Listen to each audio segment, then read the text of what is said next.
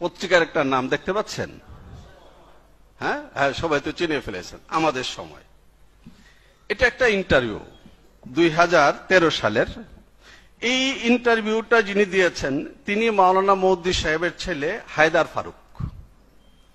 ইন্টারভিউর শিরোনাম হলো নো জামাত হেফাজত, ইসলামের জন্য আল্লাহ যথেষ্ট। এখানে গুরুত্বপূর্ণ দুটা তথ্য তিনি দিয়েছেন, প্রায় সব কথাই গুরুত্বপূর্ণ। তার মধ্যে একটা কথা হলো তিনি বলেছেন ইন্টারভিউতে যে মাওলানা মওদুদী সাহেবের সন্তান 9 জন।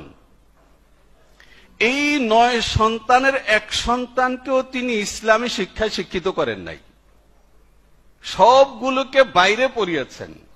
এবং এখানে তিনি আপনারা ছবি নিতে পারবেন, এখানে তিনি উদাহরণ দিয়ে বলেছেন যে একজন মদ ব্যবসায়ী ঠিক যতটা সতর্কতার সঙ্গে নিজে মদের ব্যবসা করে আর সন্তানকে তার থেকে দূরে রাখে, আমার বাবা মওদুদী ঠিক ততটা যত্নের সঙ্গে আমাদেরকে জামাতে ইসলাম থেকে দূরে রেখেছেন।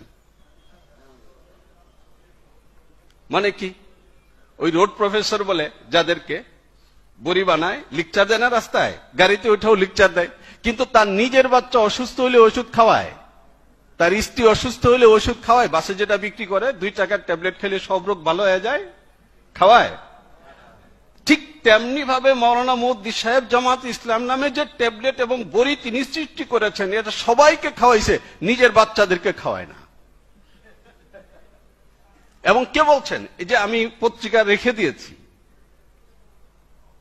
যে তার ছেলে বলতেছেন এটা।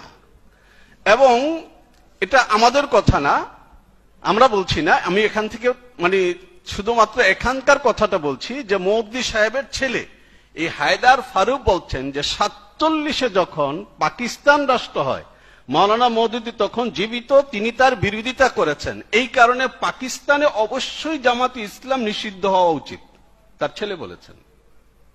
আবার 71-এ যখন এখানকার বাংলাদেশের স্বাধীনতা যুদ্ধ হয়, তখন তার দল জামাত ইসলাম তার বিরোধিতা করেছে, এই কারণে এইখানে তার ছেলে বলেছেন এই কারণে এইখানে জামাত ইসলাম নিষিদ্ধ হওয়া উচিত। আমরা বলছি না, কিন্তু কে বলছে? মওদুদী সাহেবের ছেলে বলছে।